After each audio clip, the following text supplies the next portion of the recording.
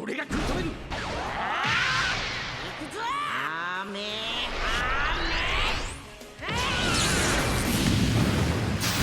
俺が食い止める。さっさと気をためろ。死ぬなよ、ベジータ。Alright, what's going on, you fam? Raiyuden here. Yeah, breakdown number 2, because the data download here has a little bit more information versus the little preview that we got before. This time we're going to see the kit for the Trunks. The Trunks' art looks a little bit funny to me. I don't know what it is. Just so menacing in the face. But we got the Trunks, some new equipment, and the banner we can quickly talk about. Let's just jump right into it, because I want to give the devs kudos, because we are getting 1% characters with all these LFs. I know it's like a very, very low bar to hit, but, you know, in this year thus far, we haven't had any banner that's just one LF. That used to be a thing back then, and we hated it, so good on them for actually doing this. And this guy's animations are actually pretty good. I don't know what it is, but this guy's ultimate just has so much finesse with, like, dynamic camera shots. I thought it was really cool. So, yeah, keep it up, developers. Number 1, he does not have Vegeta Clan.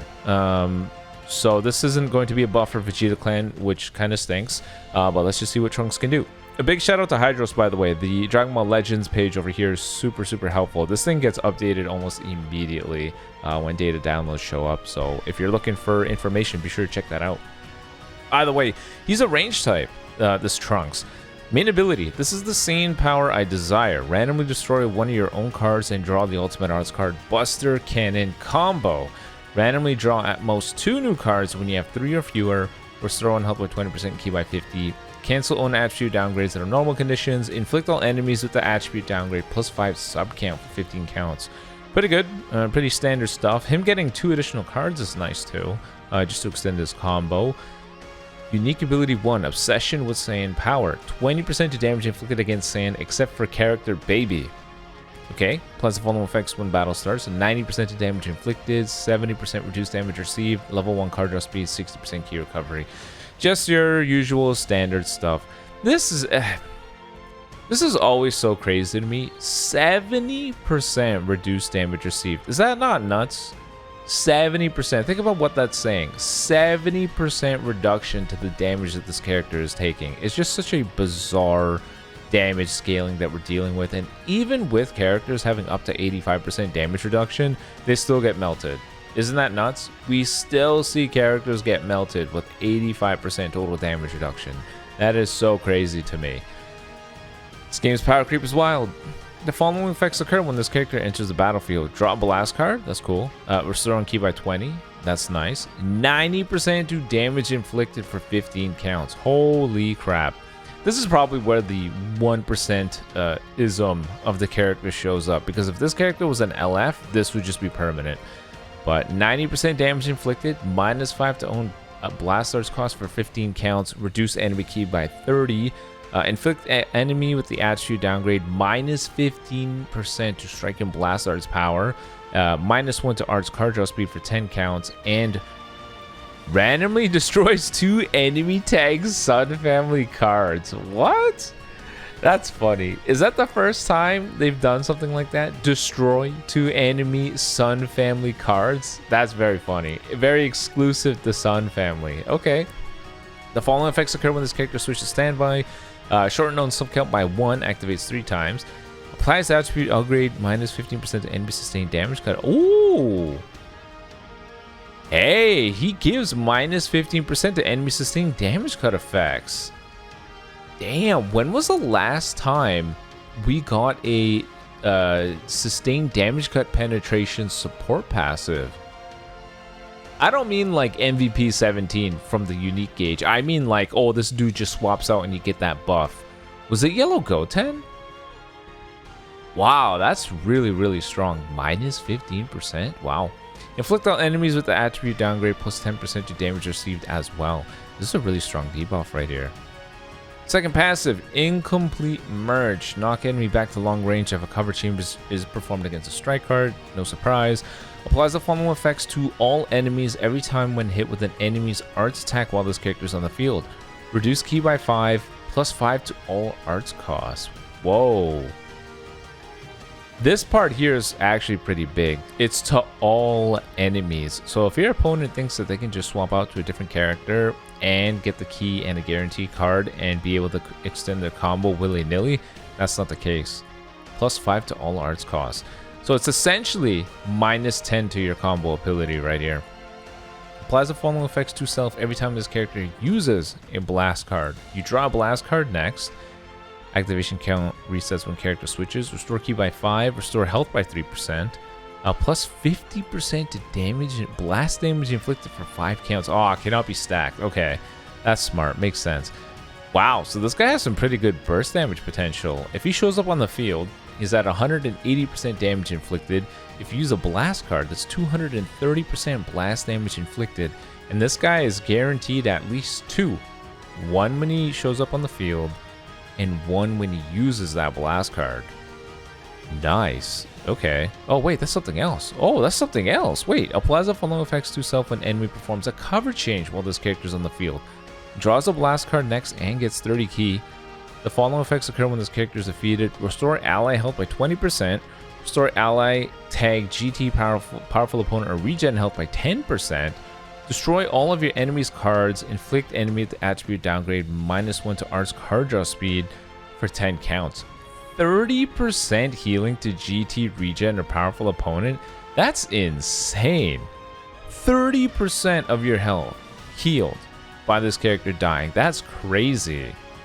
What's his Z ability? 35% to GT powerful opponent or regeneration blast attack and defense with 18% to GT strike defense. Normal striker blast. His green card. I've never felt anything like this before. Draw a blast card. Restore health by 10% and key by 50.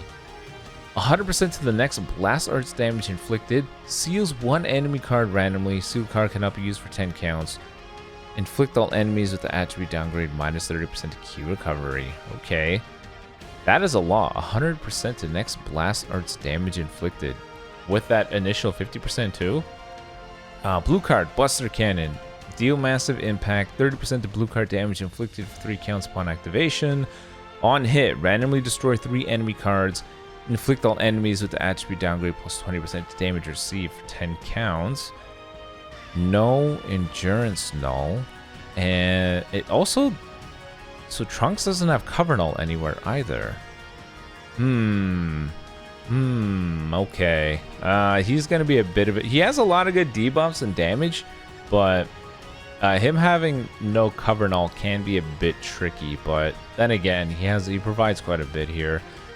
His ultimate, massive impact damage, 50% to ult damage inflicted for 3 counts. On hit, destroy all enemy cards, inflict all enemies with a downgrade +20% to damage received, +10 to strike, blast, and special move arts cost for 30 counts. He has so many of these debuffs, your entire team just taking more damage, increasing their arts cost. He seems pretty good, honestly. He feels like he's like on the same level as Bulla, I think, in terms of, you know, the usefulness and supportive capabilities here. Yeah, pretty good. I think Trunks could do pretty good. You definitely don't want this guy last man standing, though, just because 90% of his damage is tied to 15 timer counts. It would be absolutely awful to lose that. So yeah, Trunks looks pretty good, honestly. Yeah. Restore health by 3%, restore key by 5, reduce key by 5, +5 to all arts costs too. But he's a range type character. They kind of want this character doing a bunch of things, so I don't know where they're trying to go with him, but he seems alright. Next, this is the next Awakened equip, by the way. I've eliminated those cursed Saiyans. 20% to strike defense, 30% to strike attack, up to 10% damage done to Saiyans and Hybrid Saiyans. This is actually a really damn good equip because 95% of the meta is indeed this. And when you consider the fact that a baby is also providing a 30% damage buff to Saiyan characters, that's pretty good. GT powerful opponent, so Super 17 can leverage something like this. Even though he's a blast oriented character, you could almost overlook that just because the damage is not blast or strike, it's just damage done to them. So that means 10% more damage via ultimates, blue cards, your strike cards and blast cards. It's just 10% extra damage in general.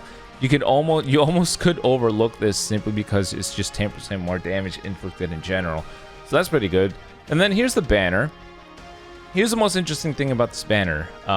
Okay, so Purple Cell comes back, Orange Piccolo comes back, Tag Force, no surprise, Jiren, Super Saiyan 4 Gogeta, no surprise either. But look who's here. Half Corrupt Fusion Zamasu, eh?